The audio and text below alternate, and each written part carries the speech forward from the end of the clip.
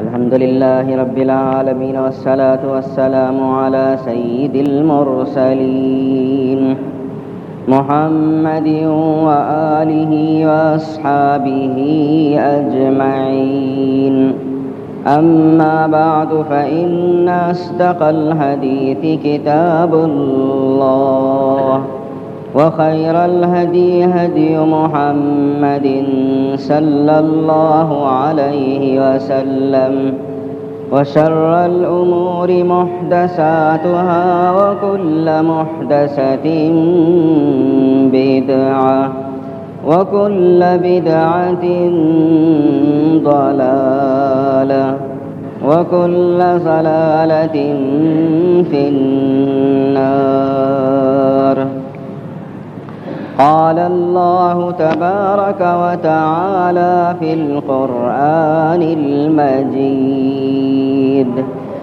أعوذ بالله من الشيطان الرجيم. إن الذين يحبون أن تشيع الفاحشة في الذين آمنوا لهم عذاب أليم في الدنيا والآخرة. صدق الله العظيم.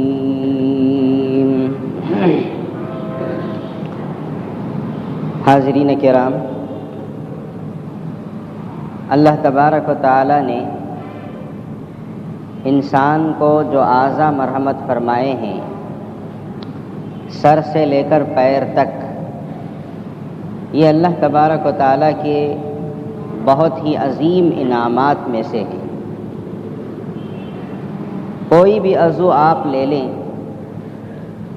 آنکھ ہو، کان ہو، زبان ہو، مثلا اگر ماں کے پیٹ سے کوئی کسی چیز کو لیے بغیر آ جائے، مثال کے طور پر ماں کے پیٹ سے اگر کوئی اندھا پیدا ہو جائے تو تب پتہ چلے گا کہ یہ آنکھ جو خدا کی طرف سے بلا مانگے کسی کو مل گئی ہے، اس کی کیا قدر و قیمت ہے.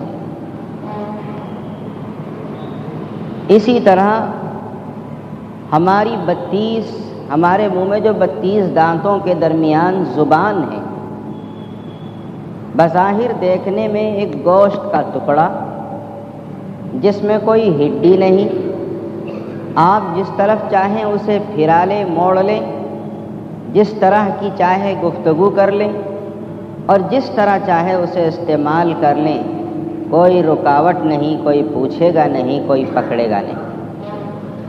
لیکن قرآن پاک کے اندر اللہ تبارک و تعالیٰ نے اس زبان کے سلسلے میں احکامات بیان فرمائے ہیں. ہم نے تم کو زبان دے دی، اس کا یہ مطلب نہیں ہے کہ تم اسے جیسے چاہے استعمال کر لو. ہم نے دی ہے، ہم بتاتے ہیں کہ اس کے استعمال کا طریقہ کیا ہے.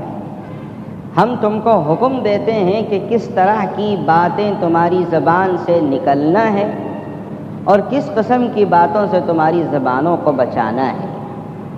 چنانچہ قرآن مجید میں اللہ تبارک و تعالیٰ نے ارشاد فرمایا: وَقُولُوا لِلنَّاسِ حُسْنًا،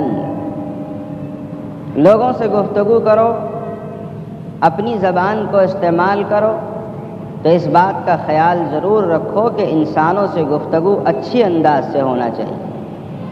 ایسی گفتگو کہ سننے والے کے دل کو دکھ نہ پہنچے، ایسی باتیں تمہاری زبان سے نکلیں کہ کسی کے دل کو ٹیس نہ پہنچے. وَقُولُوا لِلنَّاسِ حُسْنًا، لوگوں سے بہت ہی اچھے انداز میں گفتگو کرو، اچھی باتیں پیش کرو. تمہاری زبان سے ایسے جملے، ایسی باتیں، ایسی گالیاں نہیں نکلنی چاہیے جس کی بنا پر کسی کے دل میں سوراخ پڑ جائے، کسی کے دل میں زخم آ جائے اور کسی کے دل کو دکھ اتنا پہنچے کہ وہ مرتے دم تک اس دکھ کو اور اس درد کو اور زخم کی تکلیف کو محسوس کرتا رہے. وَقُلْ لِعِبَادِي يَقُولُ الَّتِي هِيَ أَحْسَنُ، یہ دوسری آیت شریفہ ہے جس میں اللہ تبارک و تعالی حکم دے رہے ہیں.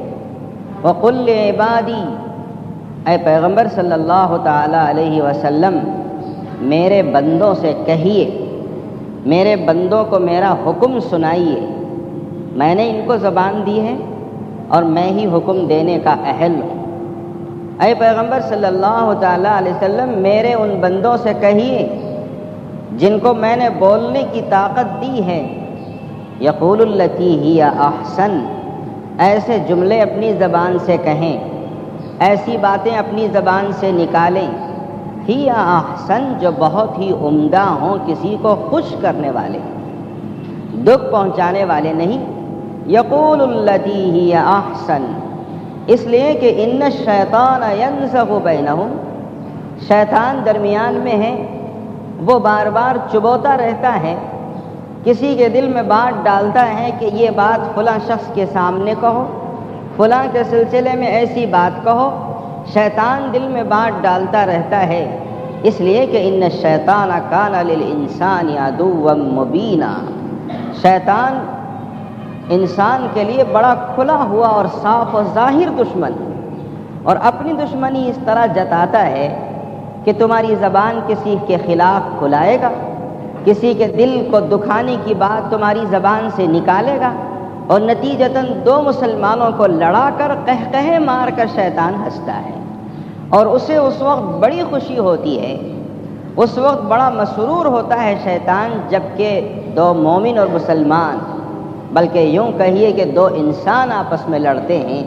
صاحب عقل، ذی ہوش، اور اس سے بھی بڑھ کر اگر صاحب ایمان لڑنا شروع کر دیں تو شیطان کو اس سے بڑی خوشی کی اور کیا بات ہو سکتی۔ اس لیے خدا نے نصیحت کی، قل لعبادی یقول التی ہی احسن، میرے بندوں کو میری نصیحت سنائیے، یقول التی ہی احسن، سوچ سمجھ کر جملہ نکالو، بات کرنے سے پہلے ذرا سمجھ لو، زبان سے کوئی لفظ نکالنے سے پہلے فیصلہ کر لو کہ کہیں میری اس جملے سے، میری اس زبان سے نکلنے والی بات سے کسی کے دل کو تیر تو نہیں چبھے۔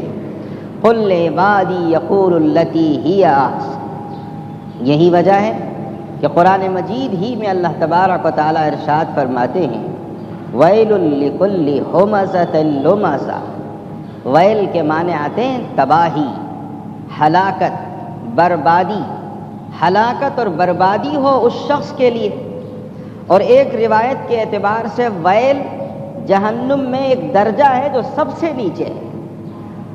بہرحال آپ جہنم کا درجہ کہیے یا ہلاکت اور تباہی کہیے، اللہ تعالیٰ فرما رہے ہیں تباہی ہو، بربادی ہو اس انسان کے لیے، لکل ہمزۃ لمزہ، ہمزہ کہتے ہیں پیٹھ پیچھے برائی بیان کرنے والے۔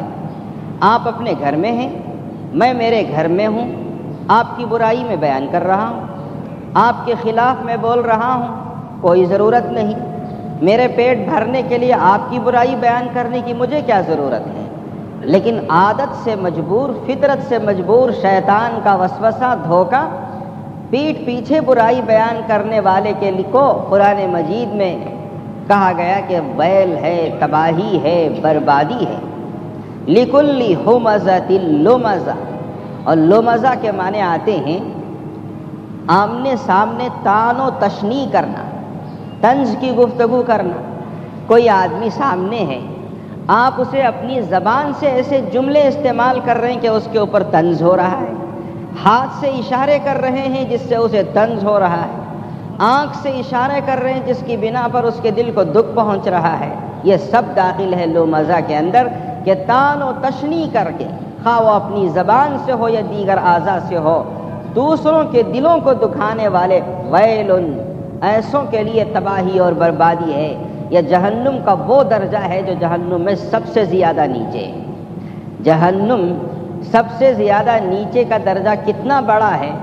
حضور اکرم صلی اللہ تعالی علیہ وسلم نے ارشاد فرمایا کہ ایک پتھر جہنم میں ڈالا جائے گا تو 70,000 برس کے بعد وہ زمین کے تہ تک پہنچتا ہے، نیچے کے درجے تک پہنچتا ہے۔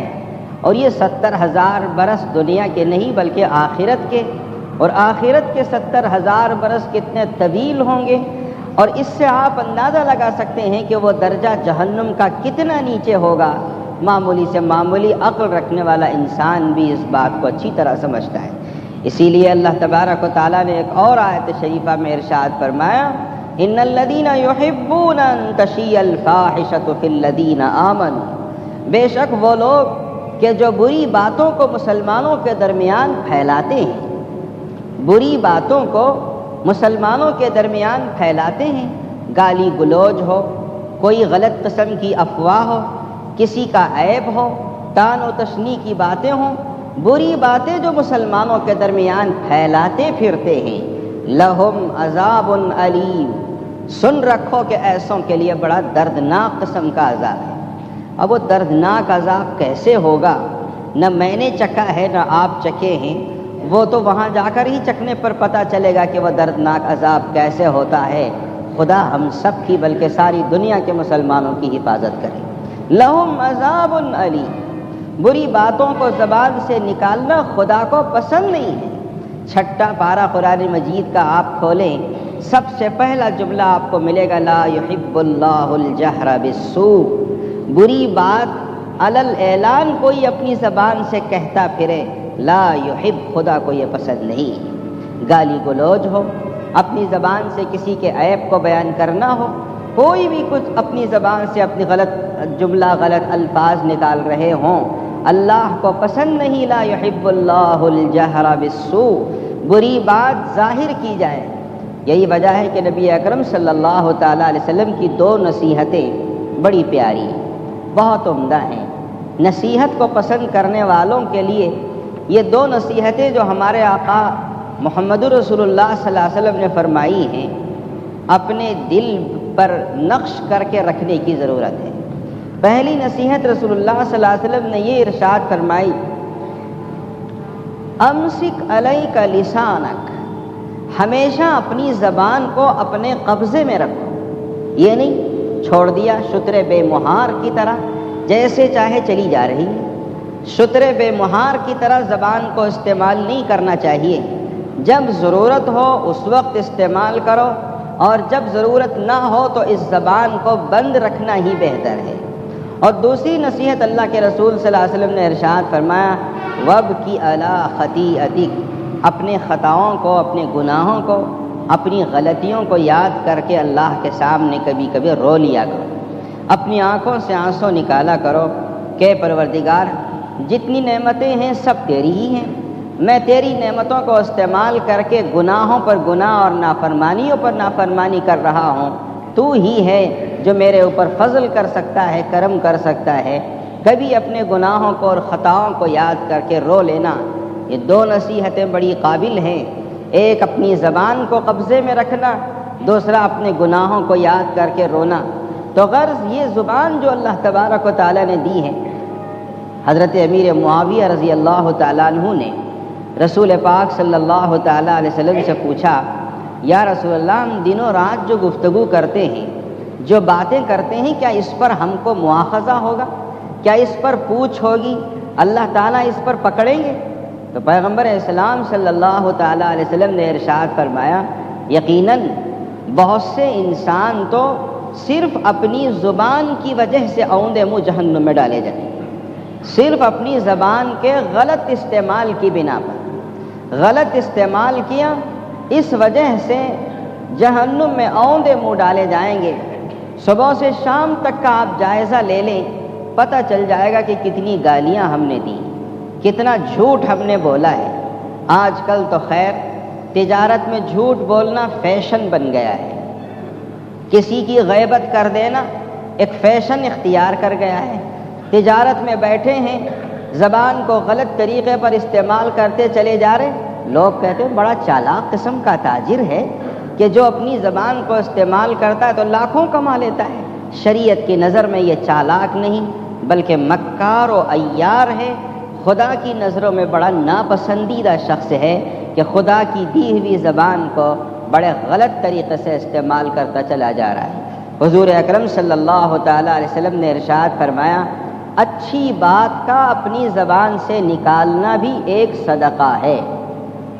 10 پیسے دو تو صدقہ ہے، کسی کو اچھی بات آپ نے کہہ دی یہ بھی صدقہ ہے، مثال کے طور پر کوئی فقیر آپ کے پاس مانگنے کے لیے آیا، آپ اسے یوں بھی کہہ سکتے ہیں کہ دھتکارا، نفرت سے دیکھا، دھتکار کر پھٹکار کر اس کو بھگا دیا، بات ختم۔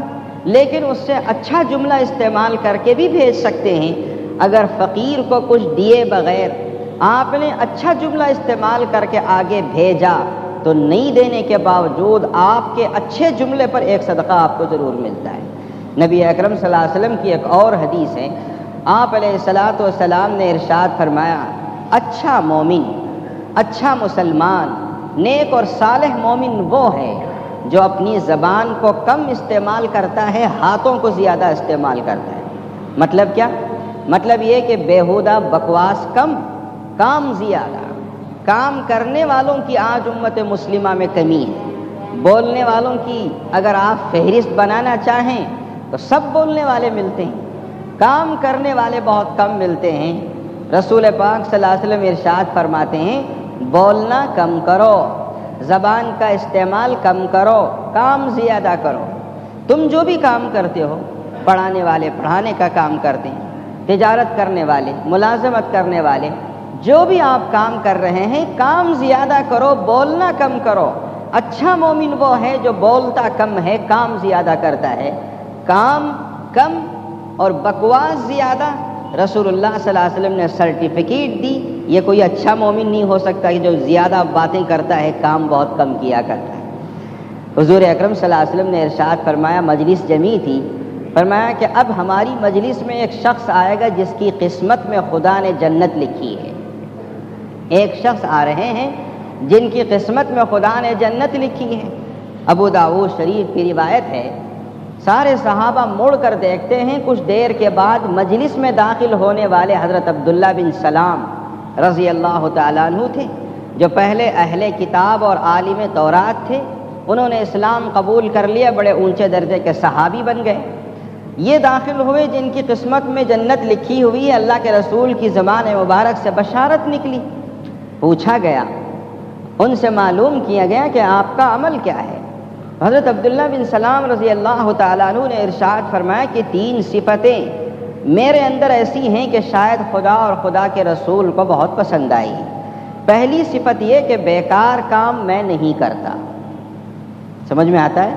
بیکار کام میری زندگی میں نہیں ہے، ایسا کام جس کا کوئی فائدہ نہ ہو، بیکار کام میں کبھی نہیں کرتا۔ دوسری بات یہ کہ بیکار بات نہیں کرتا، کہ میری اس زبان کو کبھی ایسی گفتگو میں استعمال کروں جس گفتگو کا کوئی فائدہ نہ ہو، یہ میری زندگی میں نہیں۔ اور تیسری بات یہ کہ میری اپنی زبان کو کسی مومن اور مسلمان کے عیبوں کے سلسلے میں استعمال نہیں کرتا، کہ کسی کے عیب کو اچھالا جا رہا ہے، کسی کے عیبوں کو لوگوں کے سامنے بیان کر رہا ہے، کسی کو گالی دے رہا ہے، کسی کی عزت سے کھیلتا چلا جا رہا ہے، غیبت کرتا چلا جا رہا ہے۔ حضرت ابو ہریرہ رضی اللہ تعالیٰ عنہ راوی ہیں، نبی اکرم صلی اللہ تعالیٰ علیہ وسلم نے ارشاد فرمایا، سب سے بڑا گنہگار وہ ہے جو سب سے زیادہ بکواس کرنے والا ہو۔ سب سے بڑا گنہگار وہ ہے جو سب سے زیادہ بکواس کرتا ہے۔ گھنٹوں ہوٹلوں میں بیٹھ کے بکواس، گھنٹوں میدانوں میں بیٹھ کر بکواس۔ حضرت شارح ملا علی قاری رحمۃ اللہ علیہ اس حدیث کی شرح میں لکھتے ہیں کہ سب سے بڑا گنہگار وہ ہے جو سب سے بڑا بکواس کرنے والا ہو۔ کیوں؟ اس کی وجہ یہ ہے کہ جسے بکواس کی عادت ہوتی ہے، جسے بک بک کرنے کی عادت ہوتی ہے، آپ دیکھیں گے کہ وہ جھوٹ بھی بولے گا، غیبت بھی کرے گا، مسلمانوں کے عیبوں کو بھی اچھالے گا، طعن و تشنیع بھی کرے گا، لوگوں کے سلسلے میں اپنی زبان کو لمبی رکھے گا۔ جب یہ ساری چیزیں جمع ہو جاتی ہیں تو ظاہر ہے کہ اس کے بڑا گنہگار ہونے میں کوئی شک و شبے کی بات باقی نہیں رہتی۔ سب سے بڑا گنہگار وہ ہے جو اپنی زبان کو بہت زیادہ استعمال کرتا ہے بکواس کے سلسلے میں، لوگوں کے عیبوں کو اچھالنے کے سلسلے میں، غیبت اور جھوٹ کے استعمال کے سلسلے میں، یہ سب سے بڑا گنہگار ہے۔ رسول پاک صلی اللہ علیہ وسلم نے ارشاد فرمایا ہے، باتیں 4 قسم کی ہوتی ہیں۔ ایک بات وہ ہے جو آپ کی زبان سے، ہماری زبان سے نکلتی ہے، جس کا کوئی فائدہ نہیں، جس کا کوئی نقصان نہیں۔ ایک بات ہم ایسی کرتے ہیں جس کا کوئی فائدہ بھی نہیں، نقصان بھی نہیں۔ ایسی باتیں کرنے سے خاموش رہ جانا بہتر ہے کہ جس کا فائدہ بھی نہیں ہے، نقصان بھی نہیں ہے۔ ایک گفتگو، ایک بات وہ ہوتی ہے جو انسان کی زبان سے نکلتی ہے، اس سے دوسروں کو نقصان پہنچتا ہے۔ ظاہر ہے کہ یہ بھی غلط ہے کہ دوسروں کو نقصان پہنچانا شریعت میں جائز نہیں۔ ایک گفتگو وہ ہے جو ہماری زبان سے نکلتی ہے، ایک آدمی کو فائدہ پہنچتا ہے، ایک آدمی کو نقصان پہنچتا ہے۔ اس گفتگو سے ایک آدمی کو فائدہ پہنچے گا تو دوسرے آدمی کو نقصان پہنچے گا۔ یہ بھی جائز نہیں کہ ایک آدمی کو نقصان پہنچانے کا حق ہم کو کسی نے نہیں دیا۔ چوتھی قسم کی گفتگو ہے جس سے فائدہ ہی فائدہ ہو سکتا ہے، کلمات خیر ہو سکتے ہیں، دوسروں کو آپ مشورہ دے رہے ہیں جس مشورے سے فائدہ پہنچ سکتا ہے۔ یہ وہ ہے کہ جسے استعمال کرنے کی، جس میں استعمال کرنے کی مومن اور مسلمان کو اجازت دی گئی کہ اپنی زبان کو استعمال کرو تو ہمیشہ دوسروں کے فائدے کو پیش نظر رکھ کر استعمال کرو۔ اس سے یہ ہوگا کہ خدا تمہارا نقصان نہیں کرے، خدا تمہارا کچھ نہیں بگاڑے۔ بظاہر اگر کچھ نقصان ہوتا ہوا محسوس ہوا بھی تو خدا ذوالجلال کی قسم آپ کی نیت چونکہ اچھی ہے کہ دوسروں کو فائدہ پہنچائیں، اللہ تبارک و تعالیٰ بڑے سے بڑا فائدہ آپ تک پہنچائیں گے، صرف اس بنا پر کہ دوسرے مومن کے لیے آپ نے اپنے دل کے اندر فائدہ پہنچانے کی بڑی اچھی نیت رکھی۔ اور یہ اچھی نیت وہ ہے جسے اللہ تبارک و تعالیٰ بہت پسند کرتے ہیں۔ حضرت عیسیٰ علیہ السلام سے کسی نے پوچھا، ثواب کو اگر تقسیم کرنا چاہیں، سمجھو ثواب کے، اجر و ثواب کے 10 حصے ہیں، اس کو اگر تقسیم کرنے کے لیے کہا جائے تو آپ کیسے تقسیم کریں؟ تو خدا کے پیغمبر حضرت عیسیٰ علیہ السلام نے فرمایا، میں ایسے تقسیم کروں گا 9 حصے ثواب کے خاموشی کے لیے، 9 حصے ثواب کے خاموشی کے لیے، اور 1 حصہ لوگوں سے کم ملنے کے لیے۔ یہ ہے میری تقسیم کے 9 حصے اجر و ثواب کے خاموشی کے لیے ملیں گے۔ یقیناً آپ دیکھیں گے کہ جو زیادہ خاموش رہتا وہ زیادہ عقل مند ہوتا ہے، اور جو زیادہ بڑبڑ کرنے والا ہوتا ہے آپ فیصلہ کر سکتے ہیں کہ وہ کس قسم کا آدمی ہوگا، اس لیے کہ خود رسول پاک صلی اللہ علیہ وسلم نے بکواس کرنے والے انسان کو، بک بک کرنے والے، بیہودہ قسم کے بات کرنے والے انسان کو اللہ کے رسول علیہ السلام نے پسند نہیں فرمایا۔ یہی وجہ ہے حضرت امام شافعی رحمۃ اللہ علیہ سے کسی نے پوچھا، حضرت یہ عقل کو بڑھانے کے لیے، ہماری جو عقل ہے اس عقل کو ترقی دینے کے لیے کوئی راستہ ہے؟ انسان کی جو عقل ہے اس عقل کو بڑھایا جائے، اس عقل کو ترقی دی جائے، اس عقل میں بڑھوتری ہو، اس کی کوئی ترکیب ہے؟ تو حضرت امام شافعی رحمۃ اللہ علیہ نے فرمایا، ہاں، اس کی ترکیب یہ ہے کہ آدمی مومن اور مسلمان 3 باتوں کو اختیار کرے، عقل میں بڑھوتری ہوگی، عقل میں جلا پیدا ہوگی، عقل میں خدا کی طرف سے نور آئے گا، تمیز اور فیصلہ کرنے کی صلاحیت اس کے اندر پیدا ہوگی۔ اس میں پہلی بات حضرت امام شافعی رحمۃ اللہ علیہ نے ارشاد فرمایا، پہلی بات یہ ہے کہ علماء کرام کی صحبت اختیار کرو، علماء حق کی صحبت اختیار کرو، جو واقعی میں علماء ہوں، جو پڑھے لکھے علماء ہوں، جن کے پاس واقعتاً علم ہو۔ آج کل تو علماء سمجھیے لباس کی بنا پر بھی علماء بن گئے ہیں۔ کسی نے شیروانی پہن لی، آپ دھڑلے سے کہتے مولوی صاحب ادھر آئیے۔ میں حیران رہ گیا، ایک موقع پر ایک صاحب ایسے ہیں کہ جن کو سمجھیے کہ کچھ پڑھنا لکھنا نہیں آتا، قرآن و حدیث پڑھنا تو دور کی بات، اور مسئلے مسائل تو دور کی بات، اردو انگریزی کوئی بھی ڈھنگ سے ان کو پڑھنا نہیں آتا، صرف اس بنا پر کہ سوٹ بوٹ میں ہیں اور ان کا بینک بیلنس بڑا ہے۔ بار بار ان کو بعض لوگوں کو میں نے دیکھا، مولانا ادھر آئیے، مولانا ادھر آئیے۔ مجھ سے رہا نہیں گیا تو میں نے ان سے پوچھا کہ آپ کون سے مدرسے سے فارغ ہیں جس کی بنا پر آپ کو مولانا کہا جا رہا ہے؟ ہماری اپنی زبانوں کو کنٹرول نہیں، ہماری زبانوں سے ہر ایک کے لیے مولوی کا لفظ، مولانا کا لفظ نکلتا چلا جا رہا ہے۔ علماء حق جن کے پاس سچ مچ قرآن کا علم ہو، جن کے پاس حدیث کا علم ہو، جن کے پاس حق و باطل کی تمیز کرنے کی استعداد و صلاحیت موجود ہو، ایسے علماء کی صحبت اختیار کرو، عقل بڑھے گی، تمیز کی صفت پیدا ہوگی، حق و باطل میں فرق کرنے کا مادہ ہماری طبیعتوں میں پیدا ہوگا۔ تو پہلی بات حضرت امام شافعی رحمۃ اللہ علیہ نے فرمایا علماء حق کی صحبت کو اختیار کرنا، اور دوسری بات فرمایا کہ اچھے دوستوں کا یہ انتخاب۔ اچھے دوست کا مطلب سمجھتے ہیں؟ اچھے دوستوں کو اختیار کرو۔ میرا دوست ہے، فلم دیکھتا ہے، شراب پیتا ہے، کچھ بھی کرتا ہو، میرا دوست ہے۔ دوستی کی بنیاد اللہ اور اللہ کے رسول کی محبت کے اوپر ہوتی ہے۔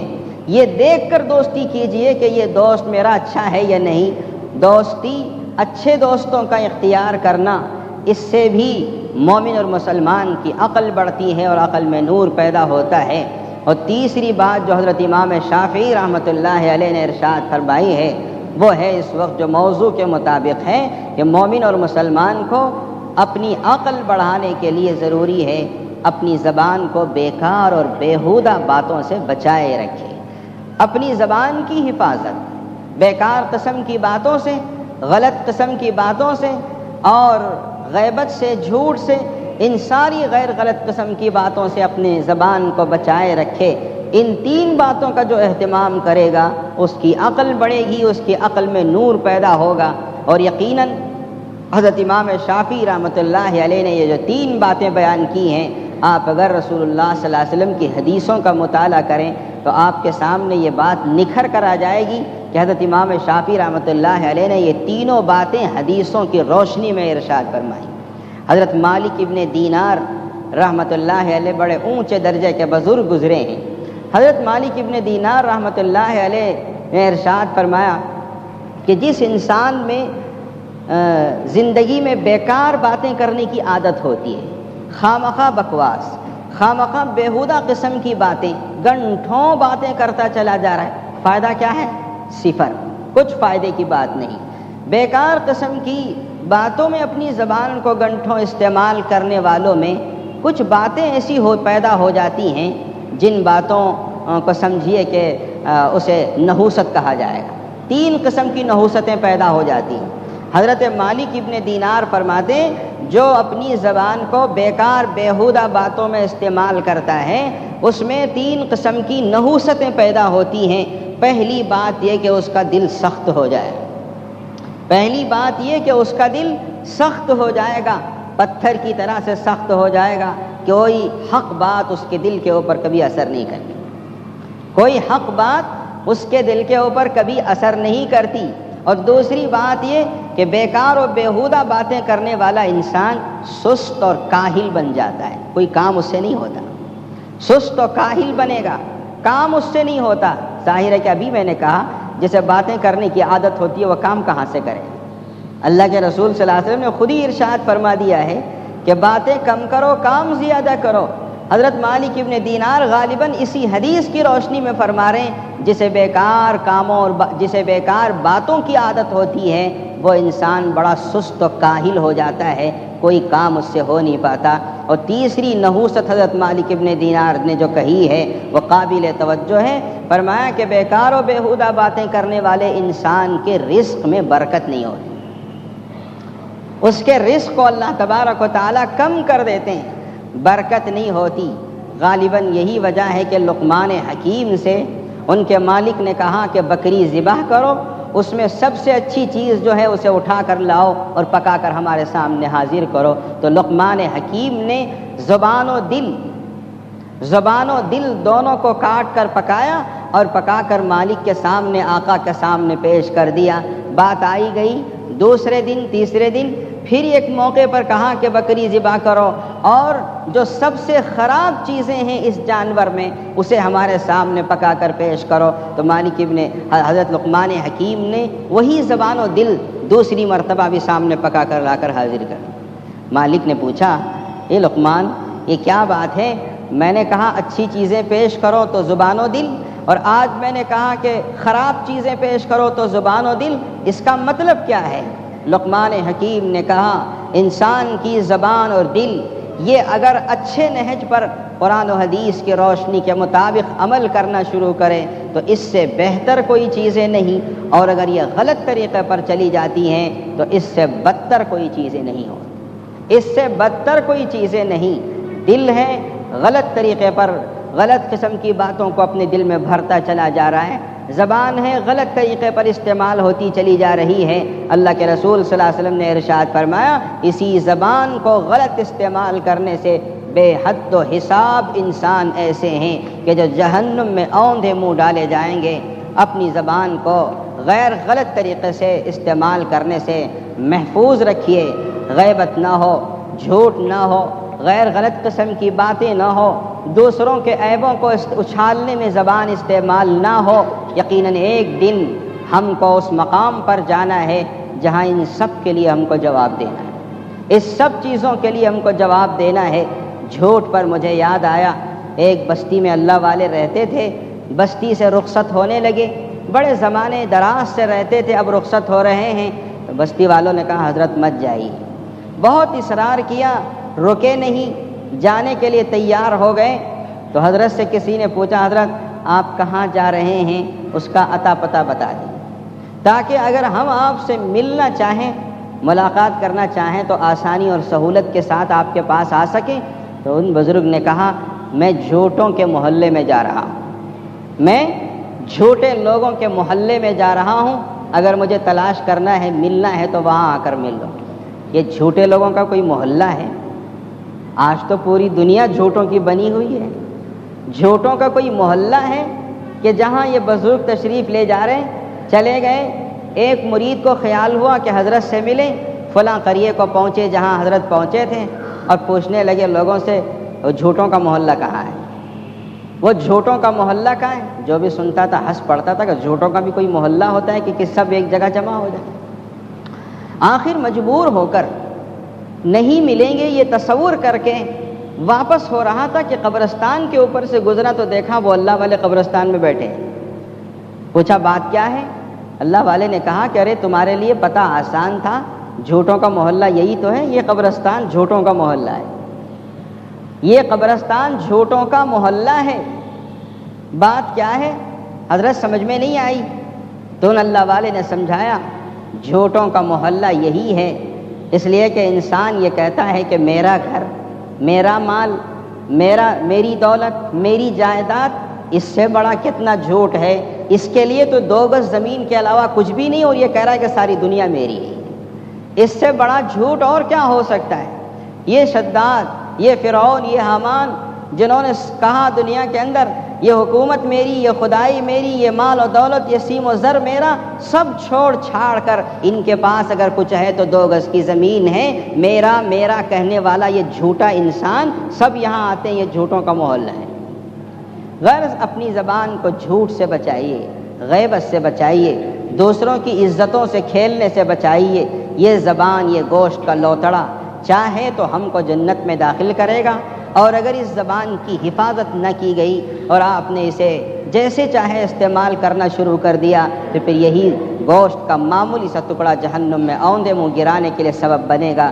ابو بکر صدیق رضی اللہ تعالیٰ عنہ آخری گھڑیوں میں انتقال سے پہلے آنکھوں میں آنسو لیے ہوئے کہہ رہے تھے مجھ کو اس نے تباہ کیا، اور اپنی زبان کو کھینچ کھینچ کر بتا رہے تھے مجھ کو اس نے تباہ کیا، مجھ کو اس نے تباہ کیا۔ قریب میں حضرت ربیع ابن خیثم موجود تھے، وہ رو رہے تھے، کہہ رہے تھے یہ خلیفہ اول کہہ رہے ہیں کہ زبان نے ان کو تباہ کیا، حالانکہ زندگی میں نے ان کو دیکھا کہ منہ میں اتنا بڑا پتھر رکھے رہتے تھے کہ کبھی کوئی غلط بات نکلنے نہ پائے۔ جنہوں نے منہ میں پتھر رکھ کر زندگی گزاری تاکہ کوئی غلط جملہ نکل نہ سکے، وہ آخری گھڑیوں میں زبان کو پکڑ کر رو رہے ہیں، اور ہماری زبان شتر بے مہار کی طرح چلی جا رہی ہے، اور ہم کو کوئی خوف نہیں، کوئی خشیت نہیں، اللہ کے سامنے جواب دہی کا کوئی ڈر نہیں۔ خدا ہی ہم سب کو توفیق عطا فرمائے کہ ہم اپنی زندگی کو سنبھالیں، ہماری زبانوں کو سنبھالیں، اور ہم اپنے آپ کو ایسا بنائیں کہ خدا کا خوف ہو، ہمارے دلوں میں خدا کی خشیت موجود ہو۔ آخر میں حضرات 2-3 باتیں آپ سے کرنی ہیں۔ پہلی بات تو یہ ہے، اس سے پہلے بھی میں نے آپ سے عرض کیا ہے، ہمارے ہاں مسجد میں جنازے آتے ہیں، دوسری مسجدوں میں بھی آتے ہیں، اس میں مرد و عورت دونوں کے جنازے ہوتے ہیں۔ عورت کا جنازہ جب نماز پڑھا دیا جاتا ہے تو بعض رشتہ دار، مثال کے طور پر کہیں دور سے کوئی بھائی آیا ہو یا باپ آیا ہو، بعض رشتہ دار دور دور ہوتے ہیں وہ آتے ہیں، ان کو دکھانے کے لیے کسی عورت کا جنازہ کھولا جاتا ہے تو ہمارے بہت سے بھائی جا کر اس عورت کو جنازے کو دیکھنا شروع کر دیتے ہیں۔ مرد کی اگر میت ہے آپ کو اور ہم کو اجازت ہے دیکھ سکتے ہیں، لیکن کسی عورت کا جنازہ ہو، کوئی رشتہ دار دیکھنا چاہتا ہو جسے دیکھنے کی اجازت شریعت میں موجود ہو تو دیکھ سکتا ہے، اس کو دکھانے کے لیے کھولا جائے، یہاں کھولیں قبرستان میں کھولیں۔ عورت کا اگر جنازہ ہے یاد رکھیے اس کو دیکھنا ہمارے اور آپ کے لیے جائز نہیں، یہ غلط ہے۔ اگر وہ زندہ ہوتی تو کیا آپ کو اس طرح دیکھنے دیتی؟ جو پردے میں زندگی گزاری ہو، آج اس وجہ سے کہ اس کا بے جان لاشا ہے آپ دیکھتے چلے جا رہے ہیں، یہ اللہ کو پسند نہیں ہے، شرعاً غلط ہے۔ عورت کا جنازہ ہے تو میں تو یہ کہوں گا کہ مسجد میں ہو یا قبرستان میں ہو، اسے کھولا ہی نہ جائے، اور اگر کسی خاص رشتہ دار کو جو دور سے آیا دکھانا ہی ہے تو پوری پابندی کے ساتھ چاروں طرف پردہ پکڑ کر اس کو بتایا جائے، اس لیے کہ یہ وہ عورت ہے جس نے زندگی میں پردہ کیا، اور مرنے کے بعد آپ کو حق نہیں کہ اسے بے پردہ ہو کر باہر دوسروں کو بتاتے پھر۔ اس کے بعد بیت المال جو ہمارے ہاں چل رہا ہے، اللہ کے فضل و کرم سے گزشتہ رمضان المبارک میں ہم نے جو اعلان کیا، یعنی مسجد میں ٹرسٹ کی طرف سے کافی رقم اس میں زکوٰۃ کی اور ہدیے اور خیرات کی جمع ہوئی، اور درمیان میں ہزاروں روپیہ اس میں سے قرضہ بھی دیا گیا، اور بھاگلپور کے فساد کے سلسلے میں جتنی رقم باقی تھی ساری رقم ہم نے بھیج دی۔ تقریباً 1,50,000 روپیے تک جو رقم بھاگلپور کو بھیجی گئی، اس رقم میں ہمارے جامع بیت المال کی رقم بھی شامل ہے۔ اب رمضان مبارک قریب آ رہا ہے، ابھی سے میں آپ حضرات سے عرض کر رہا ہوں کہ اپنے صدقات، اپنے خیرات اور اپنی زکوٰۃ کی رقمیں اس میں جمع کریں تاکہ مجبور و بےکس انسانوں کی مدد آسانی سے کی جائے۔ ہوتا یہ ہے کہ کوئی بازار میں ادھر بھی بازار ہیں ادھر بھی بازار ہیں، مانگنے کے لیے کوئی بیچارہ مجبور آ جاتا ہے، کوئی مسافر مانگنے کے لیے آتا ہے، اکثر میں نے محسوس کیا دیکھا کہ لوگ اپنے سے جان چھڑانے کے لیے مسجد کو بھیج دیتے ہیں، جاؤ مسجد میں جاؤ، مسجد میں پیسے دے دیں، اور بعض لوگ تو میرا نام لے کر کہہ دیتے ہیں کہ امام صاحب کے پاس چلے جاؤ مانگ لو، آپ اگر بیت المال بھریں گے تو تب ہم مدد کریں گے، اگر بیت المال ہی بھرا ہوا نہ ہو اور آپ اپنی جان چھڑانے کے لیے غریب کو یہاں بھیج دیتے ہیں، غلط بات ہے۔ میں نے تقریباً 8-9 سال سے محسوس کر کے آج کہہ رہا ہوں، بہت سے بھائی ایسے ہیں جن کے پاس کوئی مجبور جاتا ہے، آپ اگر دے سکتے ہیں تو دیں، نہیں دے سکتے ہیں تو جیسا کہ میں نے ابھی خطبے میں کہا، کوئی اچھا جملہ کہہ کر اس کو بھیج دیں، مسجد کو بھیج دینا، کسی ادارے کو بھیج دینا، کسی شخص کے پاس بھیج دینا، اب وہ امید لے کر آئے گا، اس کی امید پوری نہیں ہوئی تو اس کا دل ٹوٹے گا، اور مسلمان کا دل ٹوٹنا میری وجہ سے ہو یا آپ کی وجہ سے ہو اسلام میں جائز نہیں ہے۔ مدد کرو، اللہ آپ کی مدد کرے گا۔ یہ اسی لیے میں نے کہا کہ بیت المال میں ممبر بنیے، یہاں پیسہ جمع کیجئے، پھر اس کے بعد جس مجبور کو بھی آپ بھیجیں گے، بھیجنا کیا ہے، آپ ہاتھ پکڑ کر لائیے، آپ بیت المال بھرے ہیں تو آپ وہاں سے مدد دلا سکتے ہیں، بیت المال خالی پڑا ہوا ہو تو مدد کیسے کی جا سکتی ہے؟ لہذا میں نے یہ اس لیے کہا کہ اب موقع ہے، بیت المال کی پوری رقم ہم نے بھاگلپور کے فساد کو بھیج دی ہے، اسے بھریے اور اس کے ذریعے سے مجبوروں اور بےکسوں کی امداد کا سامان مہیا فرمائیے۔ آخر میں حضرات، حوض کی تعمیر ہو رہی ہے، آپ کے سامنے ہے، ارادہ ہے کہ اس حوض کو جلد از جلد مکمل کر دیا جائے، بڑی نفاست والا کام ہے اور بہت ہی خوبصورت حوض بنانے کا جو مسجد کے شایان شان ہو، ارادہ ہے۔ اس کے لیے تقریباً 1.5 لاکھ روپے تک کا صرفہ ہے، لیکن اس سے پہلے یہ ہے کہ اس حوض کی تعمیر مکمل ہو، اس میں پانی بھرا جائے، اوپر کی چھت کا مکمل ہونا ضروری ہے۔ پلاسٹک کی جو چھت اوپر ڈالی جا رہی ہے وہ چھت مکمل ہوگی تو حوض میں پانی بھرا جا سکے گا، چھت اگر مکمل نہ ہو اور پانی بھر دیا جائے، کچرا پڑے گا، پرندوں کی بیٹ پڑے گی اور اس طرح وضو کے لیے کرنے میں کراہت محسوس ہو سکتی ہے۔ تو سب سے پہلا کام یوں سمجھیے کہ اس چھت کو مکمل کرنا ہے، جو خود بھی 1.5 لاکھ روپے کی چھت ہے، پلاسٹک کی چھت ہے، اور اس کے بعد یہ حوض کا کام انشاءاللہ العزیز رمضان المبارک تک، بلکہ سمجھیے اس سے پہلے مکمل کر دینے کے عزائم اور ارادے ہیں۔ اللہ تبارک و تعالیٰ سے دعا ہے اللہ تعالیٰ آپ کو طاقت دے، توفیق دے، اور جس طرح کا جذبہ اللہ نے آج تک دیا ہے اس جذبے کو برقرار رکھے اور مسجد کی تعمیر جلد از جلد مکمل ہو۔ ابھی آج میرے ایک محترم بزرگ سے ملاقات ہوئی، وہ کہہ رہے تھے تجارت کے سلسلے میں دور دور جاتے ہیں، گجرات جاتے ہیں، وہاں کے بارے میں کہہ رہے تھے کہ ہم مسجد میں جاتے تھے نماز پڑھنے کے لیے، تو لوگ بیٹھتے تھے ہمارے اطراف بیٹھ کر جامع مسجد کی تعمیر کے سلسلے میں باتیں پوچھتے تھے، ایسے جیسے کہ لوگ حج کی باتیں پوچھا کرتے ہیں، جیسے حج کے واقعات پوچھا کرتے ہیں، اس طرح جامع مسجد کی تعمیر کے بارے میں پوچھا کرتے تھے۔ کیا سچ مچ عرب سے کوئی فنڈ نہیں آیا؟ سچ مچ رسید بک لے کر چندہ کرنے کے لیے باہر نہیں نکلے؟ 1 کروڑ تک کا کام اس طرح مکمل ہو گیا؟ جیسے لوگ تعجب سے حج کی باتیں پوچھا کرتے ہیں، اس طرح ہمارے سے جامع مسجد کی تعمیر کی باتیں پوچھتے، سن کر ایسی بہت سی باتیں سننے میں آتی ہیں۔ اللہ تبارک و تعالیٰ نے یہ مثال قائم کر دی آپ کے ذریعے سے۔